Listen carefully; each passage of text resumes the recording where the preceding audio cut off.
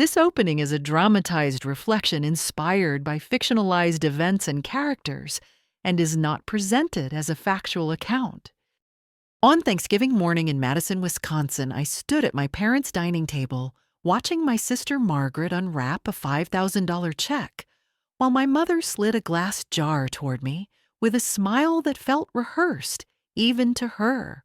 The jar held old coins, nickels, pennies, a few quarters dulled by time and grease, and the room went quiet in that particular way. Families get quiet when they already know who the moment belongs to and who it does not belong to. I remember thinking this was small enough to laugh off and heavy enough to remember later, and that feeling landed first like shock because the contrast was so clean it required no explanation. A check for her, a jar for me. And when I forced a polite thank you, I felt the second beat arrive suspicion because no one asked what the coins were for, or why they mattered, or why my sister needed help again. After years of help, and when I searched my father's face, I saw the look he used when he wanted something to be over quickly, which told me this had been decided long before the turkey ever went in the oven. I told myself not to read into it because families have habits, and habits feel like rules, and rules feel like love when you grow up with them. But as the day unfolded, the doubt hardened into disappointment when Margaret joked that I could put the coins in a parking meter, and my mother laughed too fast and said, "You are the strong one, Jane.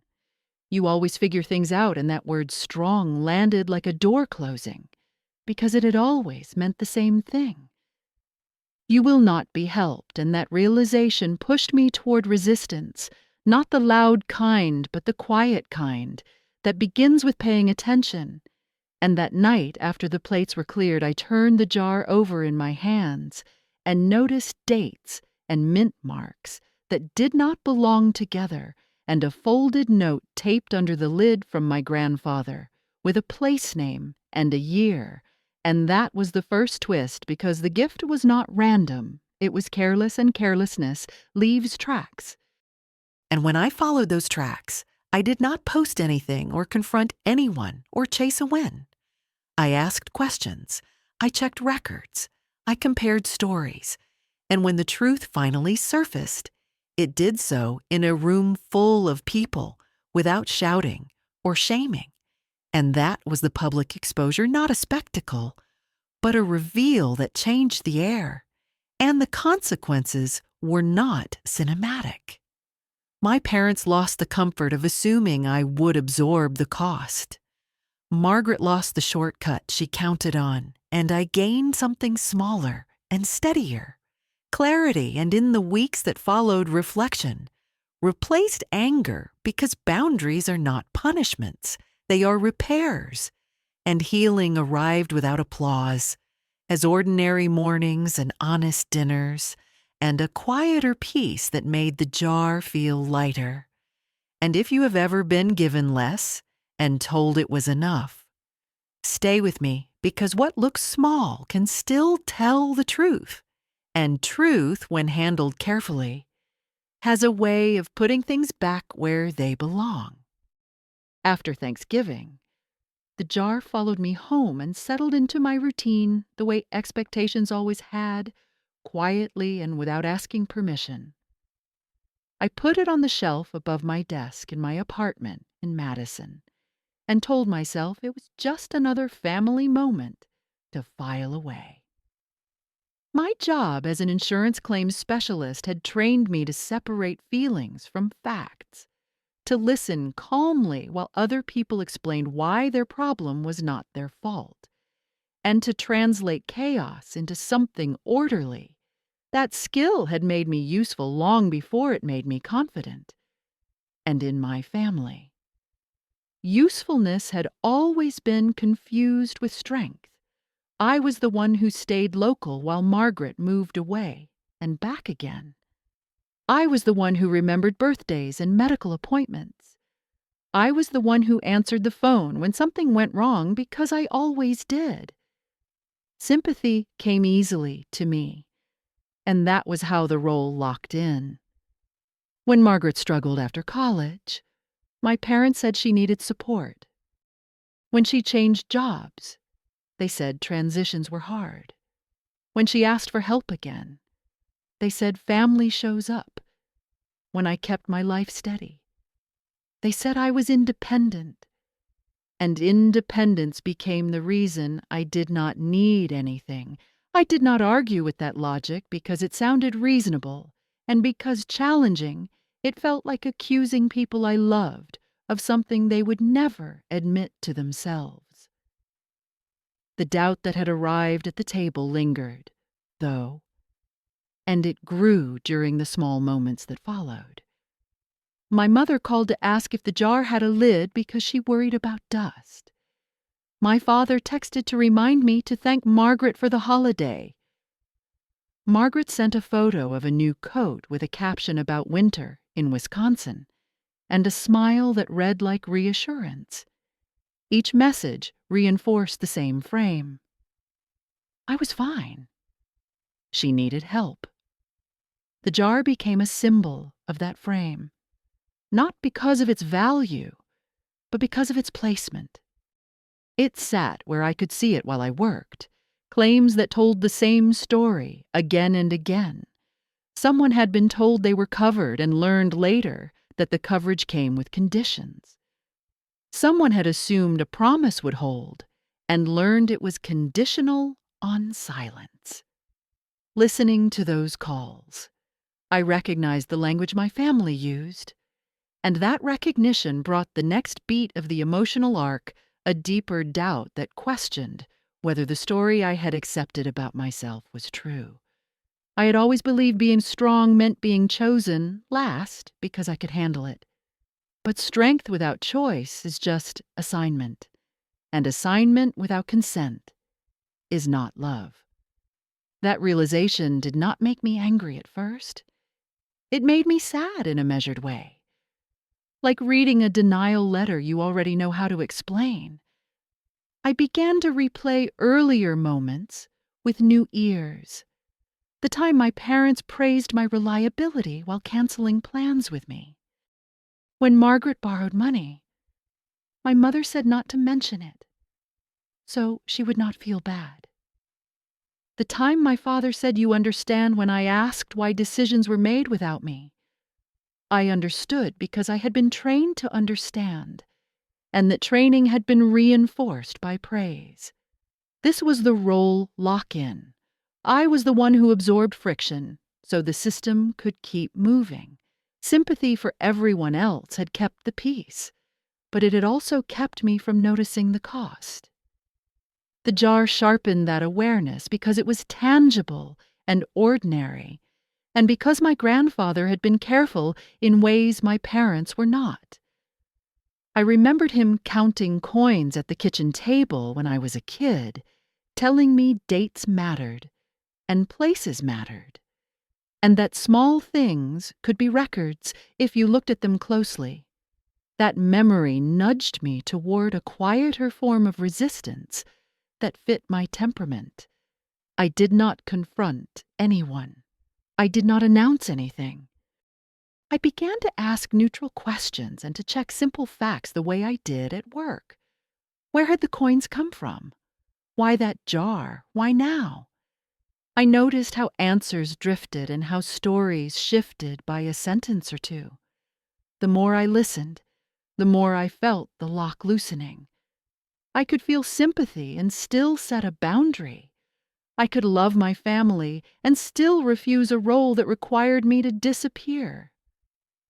That was the turning point of this phase. Not a dramatic stand, but a private decision to stop volunteering for the same outcome. If you have ever been labeled strong and left there, this part will feel familiar. Stay with me because the next step was not louder. It was clearer. And clarity would change what came next. Injustice does not arrive all at once in families like mine.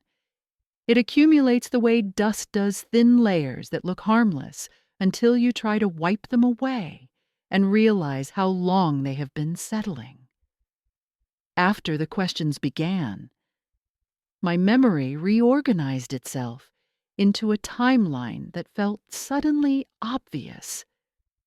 There was the year Margaret needed help with rent, and my parents co-signed without asking me if I could use the same support to finish a certification that would have raised my pay.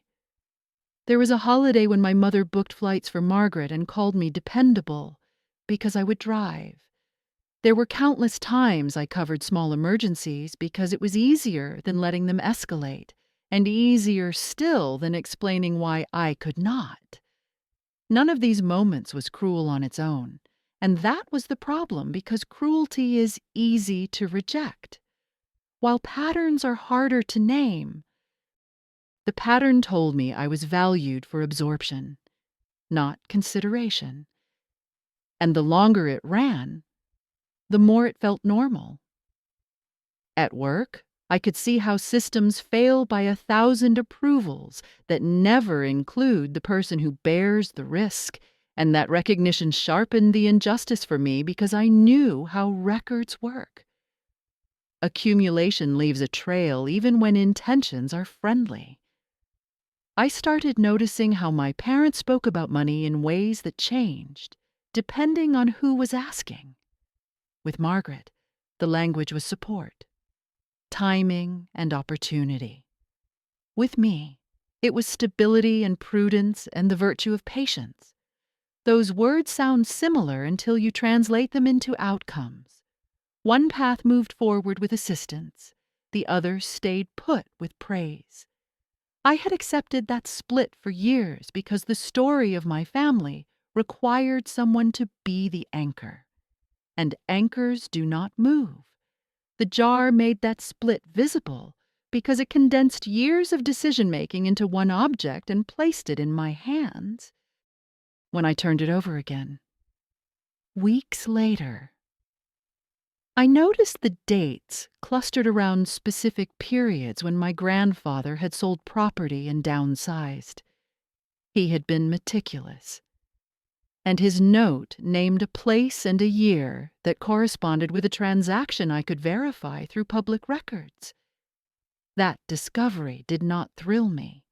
It unsettled me because it suggested the gift was not sentimental filler, but a fragment of something larger that had been separated from context. I did what I always do when facts and feelings collide. I built a list and checked items off quietly. I verified the sale. I verified the account that received the proceeds. I compared those dates with family stories about tough years and necessary help. The injustice sharpened because the pattern was no longer abstract. Decisions that had been framed as temporary assistance had been financed by resources that were never acknowledged and never discussed with me. Even though the consequences had been distributed to me through expectation, the emotional arc shifted here from doubt to disillusionment because the picture that emerged was not a single unfair moment, but a structure that depended on my silence. I was not angry yet. Anger requires surprise, and this felt like recognition. I felt a steadier resolve forming, the kind that comes when you realize a problem will persist unless the inputs change. I rehearsed conversations in my head and discarded them because they centered on my pain rather than the facts. I did not want an apology shaped by defensiveness. I wanted clarity that would survive the day after. That meant resisting the urge to compress years into accusations. It meant choosing a setting where listening would be possible and where the truth could stand without spectacle. I also recognized the risk. When accumulated injustice is named, the system often asks the absorber to absorb one more time for harmony. That request would come wrapped in familiar praise, and it would test whether my boundary was real. The accumulation had given me leverage not over people, but over myself. I could choose not to carry the next layer. That choice did not require humiliation or triumph. It required patience and documentation and a willingness to be misunderstood temporarily. If you have lived inside a pattern long enough, you know how uncomfortable it feels to interrupt it. This was the moment I stopped smoothing edges and started preparing for a conversation that would reveal more than it would resolve, and I accepted that consequence as the price of dignity. The conversation I feared arrived quietly, the way pressure does when it thinks it has time. It started with a call from my mother asking how work was going and whether winter tires were on my car yet, and then slid into reassurance about family intentions as if nothing had changed. She said the jar was meant to be thoughtful and that Margaret had expenses I did not have, and that comparisons were unhealthy. My father followed with a message that praised my maturity and warned me not to overthink something simple. Margaret texted a heart and a joke about coins clinking like luck. Each note carried the same undertone that the discomfort lived in me, not in the pattern, and that if I felt unsettled, it was because I was reading too much into kindness. This was gaslighting in its most polite form, a coordinated insistence that the facts were fine, and the feeling was flawed. I tried to answer calmly and stick to specifics, but specifics slid away as if greased. When I mentioned dates, the response was memory is tricky. When I mentioned records, the response was that context matters. When I asked why decisions were made without me, the response was that you would have said yes anyway. That sentence landed hardest because it framed consent as inevitability and removed my agency retroactively. The internal break did not look dramatic from the outside. I did not cry on the phone or raise my voice. Inside, something separated. I realized that every time I accepted their version to keep the peace, I taught them what would work next time. I also realized that my own habits were part of the mechanism. I filled the silence. I offered solutions. I softened the edges. Those skills had kept my family comfortable and kept me invisible. The break came when I stopped filling the gaps. I let pauses stand. I repeated the questions. I asked for clarity without apology. The resistance that followed was subtle and persistent. My mother said I was changing. My father said he missed the old me. Margaret said I was making things awkward. Each statement carried a plea to return to the role because the role was familiar and felt safe. The emotional arc bent toward collapse because holding two realities at once is exhausting. On one side was the family story that had raised me, and on the other was a record that contradicted it. I felt grief for the version of myself that believed patience would be rewarded, and relief for the version that no longer needed to prove steadiness to deserve care. The gaslighting intensified not through anger, but through concern. They asked if I was stressed. They suggested time off. They advised me to focus on gratitude. Those suggestions were not cruel, but they were directional, pushing me back toward compliance. The internal break was completed when I recognized that my calm was being used against me as evidence that nothing was wrong. Calmness had become a tool for others, not a refuge for me. I decided then to stop negotiating my reality. That decision did not require confrontation, yet it required resolve. I set boundaries in language that left little room for reinterpretation. I said I needed a conversation with everyone present, and that I would bring documents, and that I would not debate intentions, only timelines. The room for misunderstanding narrowed, and with it, the pressure increased. The night before the meeting, I sat at my desk and held the jar and felt the weight of what would be lost and what might be gained. I was not chasing vindication. I was preparing for truth to stand on its own. If it held, it would hold quietly. If it fell, it would fall quietly. Either way, I would not carry the doubt any more, and that knowledge steadied me enough to sleep. The jar was never a jackpot, and I needed to say that to myself before anyone else tried to say it for me. It was a trigger in the truest sense, not a prize, but a prompt that forced a sequence to begin.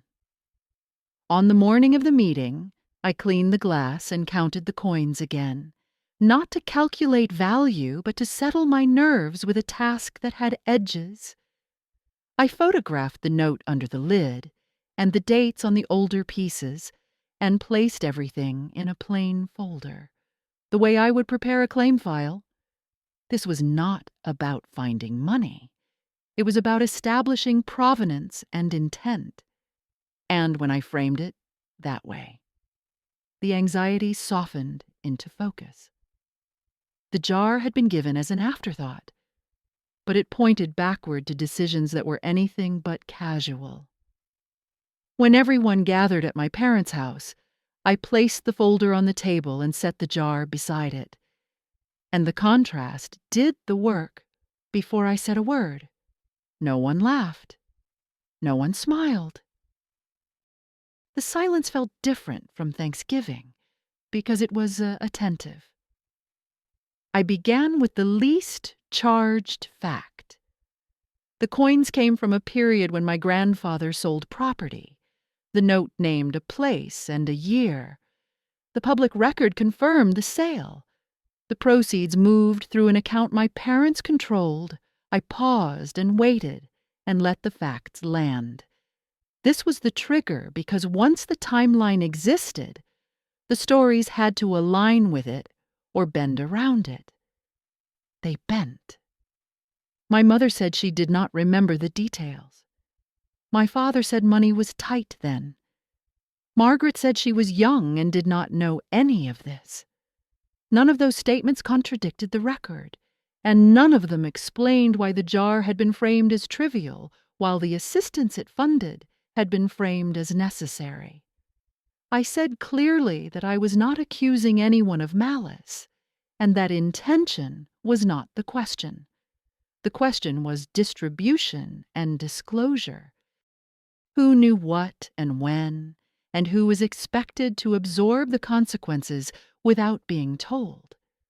The jar had become the trigger because it exposed a habit of minimizing one person to stabilize another. I kept my voice steady and avoided conclusions that would invite argument. I asked for acknowledgement of the pattern and for agreement on boundaries going forward. That was the pivot from discovery to dignity. The moment could have turned performative, but it did not because I refused to add a flourish. I did not present totals. I did not ask for repayment. I asked for transparency and consent. The air shifted again, not with relief, but with recognition. My father nodded once. My mother looked at the jar and then away. Margaret stared at the folder and said she had never seen it like this. That sentence mattered because it conceded that seeing it like this was new, and that novelty created responsibility. The trigger worked because it was ordinary. A jar of coins is not threatening. It does not humiliate anyone. It simply sits there and asks to be explained. When explanations fail, it asks for change. We agreed on changes that afternoon, small and specific. Decisions involving shared resources would be discussed with all affected. Assistance would be documented. Silence would no longer be rewarded with praise. I left with no sense of victory and no desire to retell the moment. What I carried was a quieter consequence. The jar went back on my shelf, but it no longer represented being overlooked. It represented the point at which a pattern lost its invisibility. Triggers are uncomfortable because they force movement. This one moved us from assumptions to terms. It did not fix everything, and it was never meant to. It established a line that I would not cross again, and that was enough to continue. If you've ever been called strong and left there, you already know why this mattered. The real discovery did not feel dramatic when it happened, because paper trails rarely announce themselves with sound. They wait. After the meeting, I returned to my routines and gave everyone space to absorb what had been acknowledged. A week later, a notice from my bank arrived about an old account inquiry I had requested, a thin envelope that looked like everything else in my mailbox. I had asked because the jar had done its job and pointed me toward the right question. Not what the coins were worth, but what had been set aside in my name and never clearly transferred. At the branch, a patient associate helped me pull archived statements and explained the structure in plain terms. It was a legacy savings account opened under my name and managed by my parents, created when I was a child and left intact through college and early adulthood. The language mattered. It was not a custodial arrangement and not a trust. It was simpler and therefore easier to overlook. The statements told a long, quiet story. Deposits from my high school jobs during summers and weekends, gift money from aunts and uncles tucked in cards at graduations and holidays. Small transfers my grandfather had made with notes that matched the handwriting I remembered, interest compounding year after year without attention. Nothing flashy. Nothing sudden.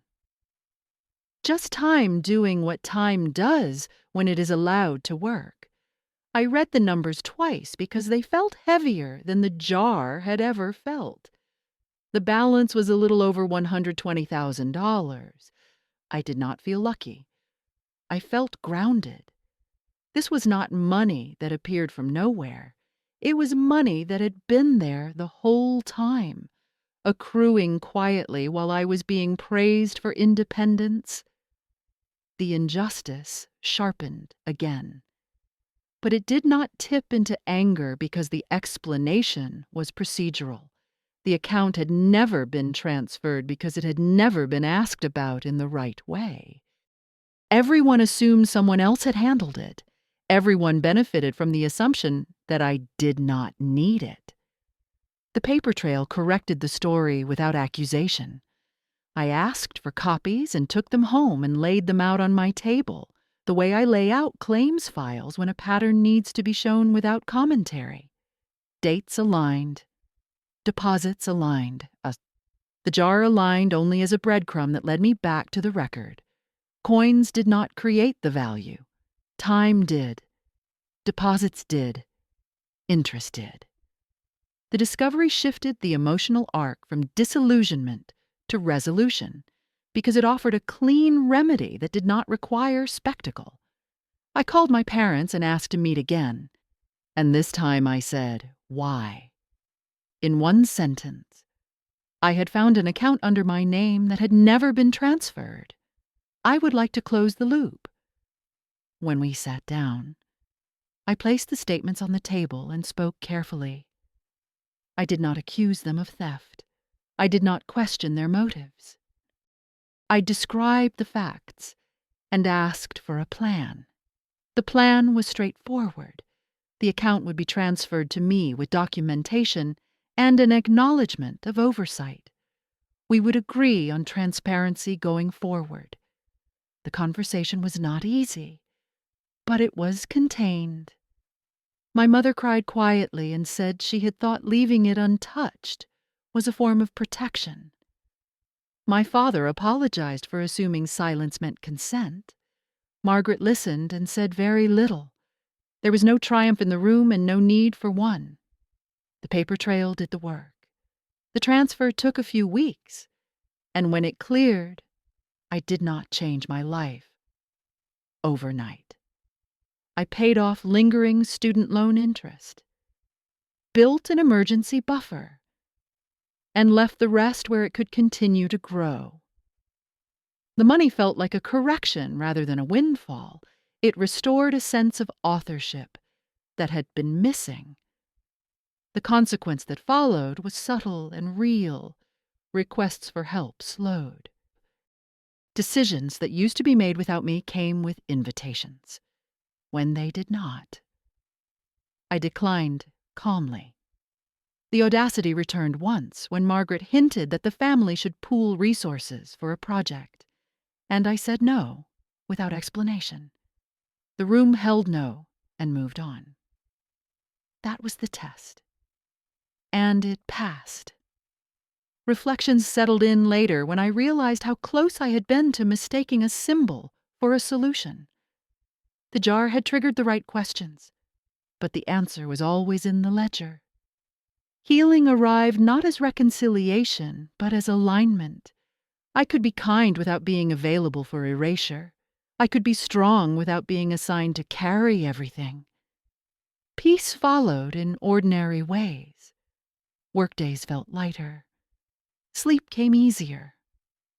The jar went back on the shelf, emptied and clean, not as a reminder of being overlooked, but as a reminder that small prompts can lead to accurate records, and that accurate records support dignity. If you are listening and wondering whether what you are missing is hidden or simply unmanaged, stay with the process. Ask the precise question. Follow the paper. Let time and documentation do their work. Justice does not need volume.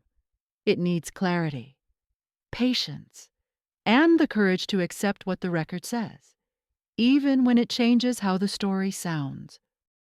Verification came before relief because trust rebuilt on an assumption would not hold. After the transfer, I asked for written confirmation and received it. And then I asked one more question that mattered more than the balance. Who had the authority to act on my behalf going forward?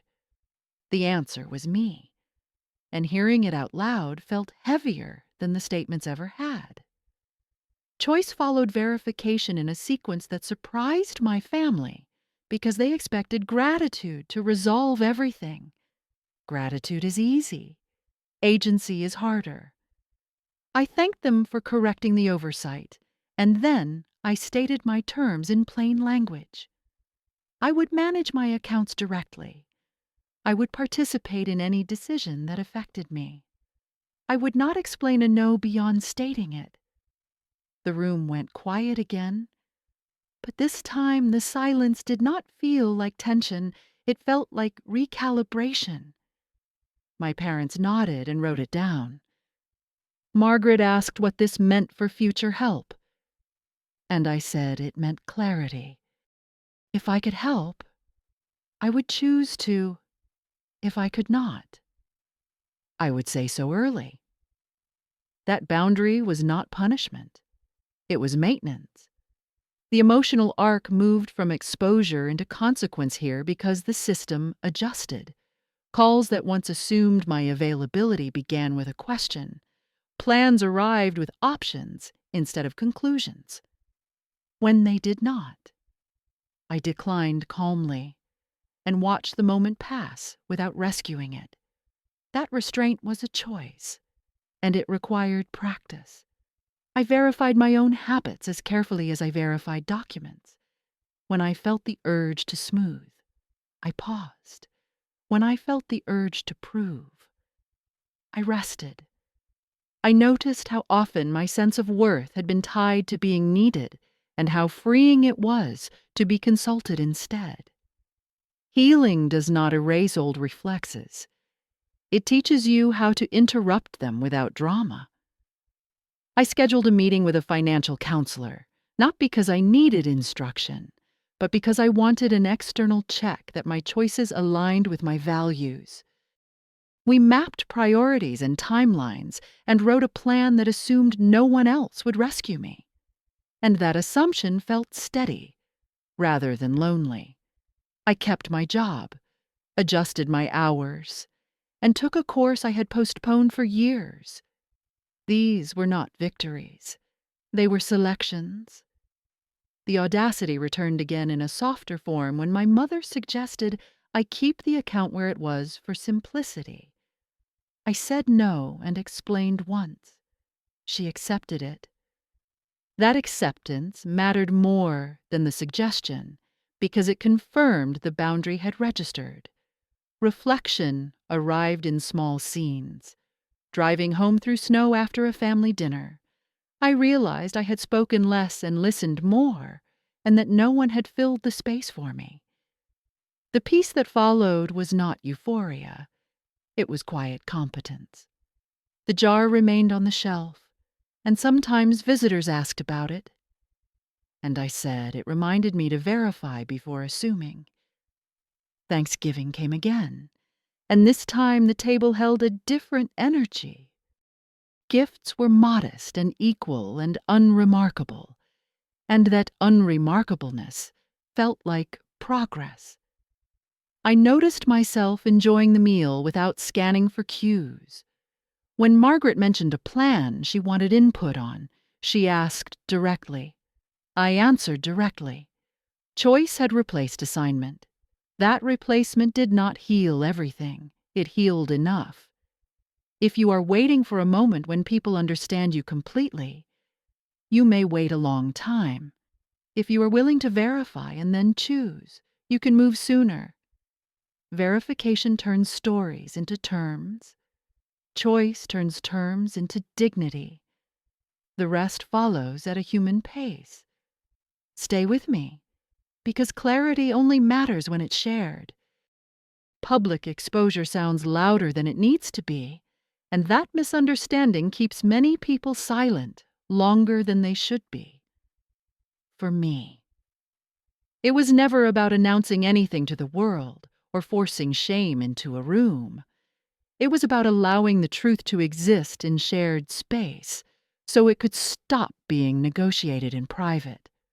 The moment came at a larger family gathering in early spring, one that included aunts and uncles who had been part of the gift-giving for years and who deserved clarity as much as I did.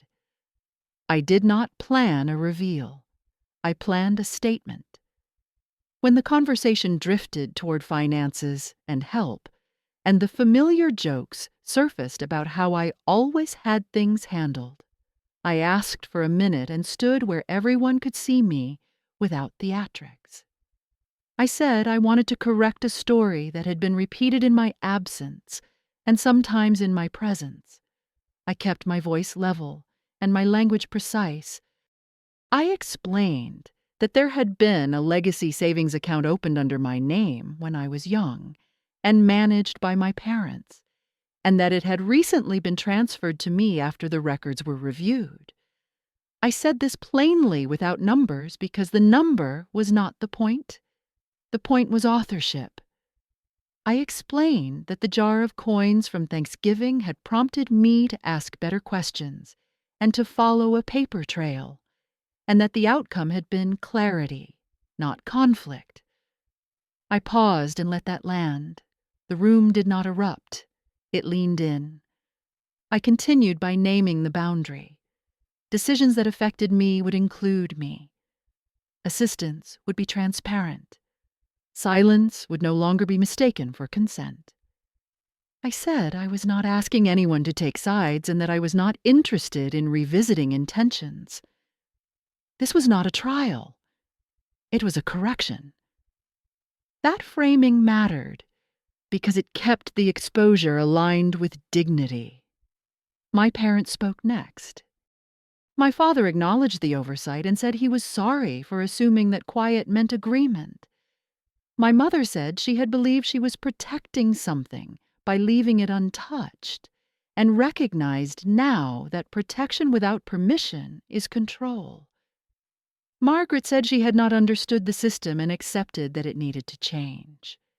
None of these statements was dramatic, and none needed to be. The exposure did its work by aligning accounts. A few relatives asked practical questions, and I answered them briefly. Others simply nodded. The story that I was fine because I was strong lost its authority because it no longer fit the facts. That loss was the consequence. There was no humiliation because no one was singled out. There was no revenge because nothing was taken. What changed was the air.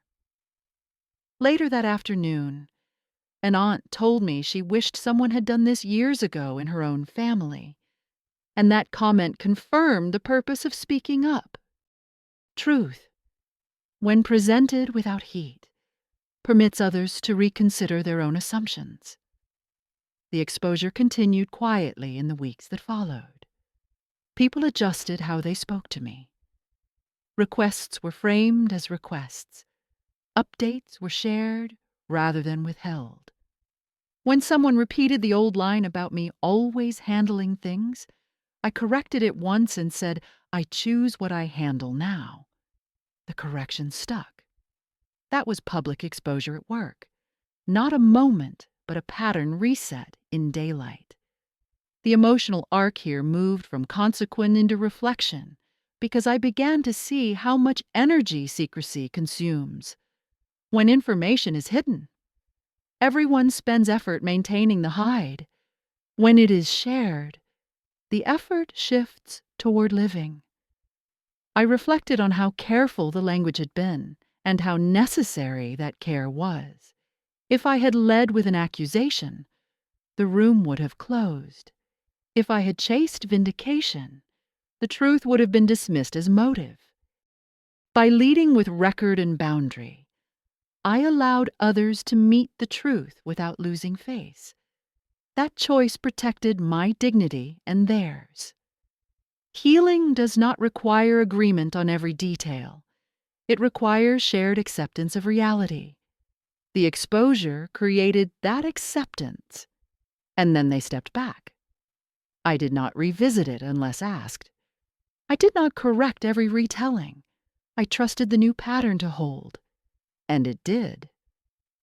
A month later, at another dinner, someone suggested splitting the cost and looked to me automatically. I waited and then said I could not participate, and no one argued. That small moment mattered more than the larger meeting because it showed the exposure had changed behavior. Peace followed in practical ways. I felt less tense before gatherings. I slept the night before without rehearsing conversations. The jar became a footnote rather than a symbol. If you are afraid of public exposure because you imagine cruelty, you may be picturing the wrong thing. Exposure can be careful. It can be limited. It can be kind without being vague. Truth placed in the open does not have to wound to work. It only has to be accurate and allowed to stand. The audacity returned the way it usually does not, with anger, but with need, dressed as familiarity. It happened a few weeks after the public conversation, when the dust had settled enough for old instincts to test the new boundaries. Margaret called on a weekday afternoon and began the way she always had with small talk that eased into urgency. She said she was in a bind with a timing issue and that it would be temporary, and that family helps family.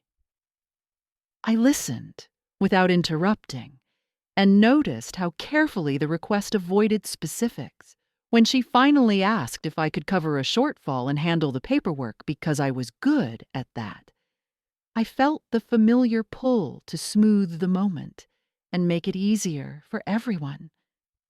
I also felt the clarity I had earned. I asked 2 questions. How much and by when? She answered vaguely and added context meant to reassure me. I thanked her for trusting me enough to ask, and then I said no. I did not justify it. I did not offer an alternative. I said no calmly and let the sentence stand. The line went quiet, And then she said she was surprised, and that she had thought things were better now. I replied that things were better because I could choose, and that choosing no did not mean I cared less. It meant I was being honest. She asked if I could reconsider, and I said I would not. That was the end of the call. The consequence arrived quickly and quietly. She had to handle the issue herself. She called our parents. They asked questions and suggested options that did not involve me. No one criticized my decision. That absence of pushback mattered because it showed the system had learned. The audacity tested the boundary, and the boundary held without spectacle. A second attempt came later from my mother, framed as concern. She said Margaret was stressed and wondered if I could help differently. I asked what she meant, and she suggested I take over communications for a week because I was steady. I said I could not, and offered a resource instead. She accepted it. The pattern broke not through confrontation, but through repetition of the same clear response. The emotional arc here was not triumph. It was steadiness. I noticed how my body felt after these calls. No adrenaline, no guilt hangover, just neutrality. That neutrality was new, and it signaled healing more than any apology could have. The real consequence was internal. By refusing to rescue, I allowed others to build their own capacity. That is not punishment. It is respect. Over time, the requests changed shape. They became specific and occasional. Sometimes I said yes because it aligned with my capacity. Sometimes I said no, and it held. The family adjusted to a version of me who was present without being absorbed. Reflection followed when I realized how often audacity relies on memory. People remember what worked, and they try it again. When it does not work, they adapt. I did not need to be harsh to retrain the system. I needed to be consistent. The healing here was quiet and practical. I trusted myself to say no without drama, and trusted others to survive it. Peace came from that trust. If you have ever feared that refusing a familiar role would fracture everything, this is the part to notice. The fracture does not come from the refusal. It comes from the expectation that one person will carry what everyone else avoids. When that expectation ends, the load redistributes. Some people will struggle with the weight at first. That struggle is not your failure. It is the process. I stayed available for honest conversation and unavailable for silent obligation.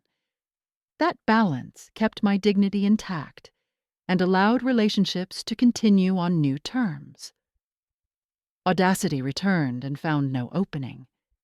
And in that closure, something else opened a steadier way of being that did not require me to disappear for harmony to exist. Consequences arrived without spectacle, and that was how I knew the changes were real. No one was punished, and no one was rewarded. Yet the system behaved differently because it had to. The first consequence was logistical. Requests that once assumed my availability began with a question, and sometimes the question was withdrawn before I answered. The second was emotional. The familiar undertone of praise that had doubled as pressure faded, and with it, the quiet guilt I carried when I wanted time to myself. I noticed it most during ordinary weeks when nothing was happening, and that absence of tension felt new. My parents adjusted unevenly at first. Old habits surfaced and were corrected gently and then less often. My mother stopped narrating my reliability as a virtue and began asking what worked for me.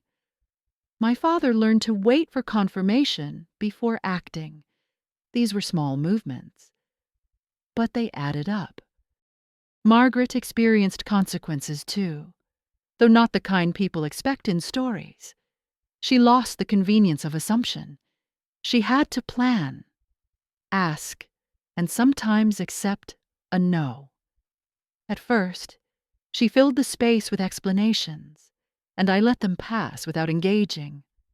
Over time, she shortened them. That shortening was growth. The consequence for me was responsibility in its proper form. When I said yes, it was chosen. And when I said no, it held. That clarity carried into my work, where I noticed I was less reactive and more deliberate. I stopped volunteering to absorb friction and started proposing processes that distributed it. My manager noticed and gave me latitude.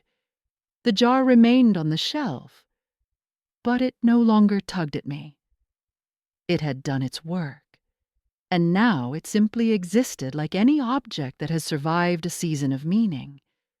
There were losses as well, and naming them matters. Some conversations became rarer because they had depended on the old roles. A few relatives preferred the comfort of the previous story and kept their distance. I did not chase them. Consequences include distance when proximity was built on an imbalance. That distance did not feel like rejection.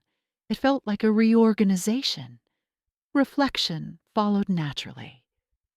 I thought about how long I had believed that being steady meant being last, and how easily that belief had been reinforced by affection. The consequence of releasing it was relief paired with accountability. I could no longer blame others for the choices I continued to make. That accountability sharpened my sense of dignity because it was mine. Healing continued quietly. I slept better. I planned vacations without apologizing. I declined invitations that felt obligatory and accepted ones that felt nourishing.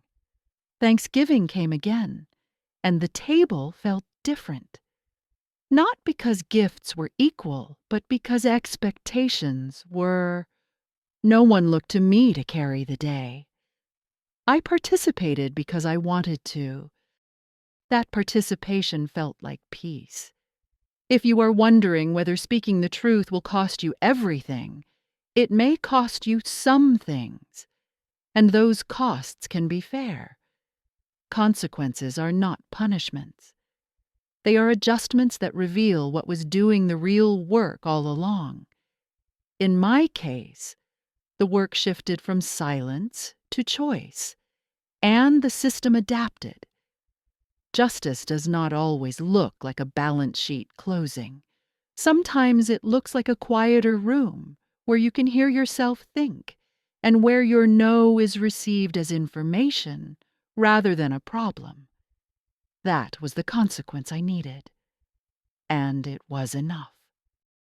Reflection did not arrive as a single insight, but as a series of ordinary mornings that proved the change was durable. I woke without rehearsing conversations and noticed how much energy that freed. Healing for me became practical rather than poetic. I scheduled routines that protected my time and kept them even when guilt surfaced. I learned that guilt often signals habit, not truth. When it appeared, I checked it against my boundaries and chose accordingly. Therapy helped me name the pattern without villainizing anyone. We talked about roles and how families reward the person who absorbs discomfort. We talked about how praise can function as currency and how silence can be mistaken for consent. None of this excused harm. It contextualized it so I could respond with dignity instead of reactivity. I practiced language that was neither defensive nor vague. I am available for this. I am not available for that. I will decide by Friday. These sentences felt stiff at first, and then they felt like rails. They kept me from drifting back into old shapes. I reflected on my work and saw parallels I had ignored. I had built competence by cleaning up after unclear decisions. I could still be competent without becoming the cleanup. I proposed clearer processes and asked to be included earlier. The result was less drama and better outcomes. That reinforced the lesson that clarity reduces conflict more reliably than appeasement. Healing also meant grieving what would not return. I grieved the fantasy that patience would earn reciprocity. I grieved the comfort of being needed without being seen. Letting go of those fantasies hurts quietly. It felt like releasing the weight I had carried so long that I mistook it for posture. With the weight gone, my balance changed. I noticed joy in smaller things. Walks through my neighborhood felt lighter. Meals tasted better. Sleep deepened. I allowed myself to want without justification. I planned a trip I had postponed for years and did not ask permission. When I shared the plan, my parents wished me well and did not add conditions. That response mattered because it showed the repair had held. Healing did not require perfect understanding from everyone. It required consistent respect. Over time, trust was rebuilt on new terms. I trusted myself to notice when something felt off and to act early. I trusted others to respond to clear boundaries, even if they needed time. Reflection brought gratitude of a different kind. Not gratitude for endurance, but gratitude for agency. I thanked my younger self for surviving with the tools available. I thanked my present self for choosing different tools. I kept the jar empty on the shelf as a reminder that symbols can be useful without being precious.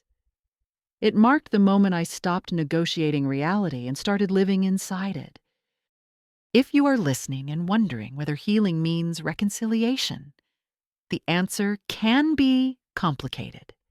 Healing can coexist with distance. It can coexist with affection that does not require access. It can coexist with hope that is grounded rather than urgent. For me, healing meant peace that did not depend on approval. It meant dignity that did not require comparison. It meant justice that arrived through clarity and stayed through practice. Those outcomes are quiet, and they endure. They turn stories into lives and lives into choices and choices into calm. That is where I am now, and it is enough. Peace persists when boundaries remain clear, attention stays gentle, and truth is maintained daily through ordinary choices, rather than declarations over long seasons. Closure does not feel like a door slamming shut. It feels like a room settling into its intended shape. I did not announce an ending, and I did not wait for one. I simply noticed that my days had become quieter in the ways that matter. When questions came, they were asked plainly. When decisions were made, I was included, or I opted out without friction. Peace arrived as consistency. I no longer measured fairness by comparison because comparison had been the trap. I measured it by consent. If I were asked and I agreed, the outcome felt clean. If I were asked and I declined, the outcome still felt clean. That clarity is dignity in practice. The jar stayed on the shelf, empty and clear, catching light in the afternoon and reminding me that triggers do not need to be cherished to be useful. They only need to be recognized and then released. My family adjusted to the new terms unevenly, but sincerely. There were slips, and there were repairs. And over time, the repairs outnumbered the slips. That ratio mattered more than perfection. Margaret and I found a steadier way of being sisters that did not depend on rescue. My parents learned to pause before deciding. I learned to trust the pause. None of this erased history. It recontextualized it so it could stop running the present. I kept my life modest by choice and intentional by habit. I invested patiently and planned carefully, and left space for rest. Work became a place where I contributed early rather than cleaning late. Home became a place where I did not brace. These are small dignities, and they compound the way interest does when time is allowed to do its work. If you are listening and holding a symbol that feels heavy, know this. Symbols can point you toward the right question, but they cannot live your answer. Paper trails matter. Boundaries matter more. Public truth can be quiet and still effective. Justice does not need applause. It needs alignment. Healing is not a moment. It is maintenance. I chose maintenance, and the choice held. Peace followed not because everything was fair, but because everything was clear. I do not need to win to be well. I need to decide and be respected in that decision. That respect now exists in my life, and where it does not, I create distance without drama. This is the closure I keep. It is not an ending, but a way of continuing with dignity intact, and attention gentle, and truth present enough to support ordinary joy.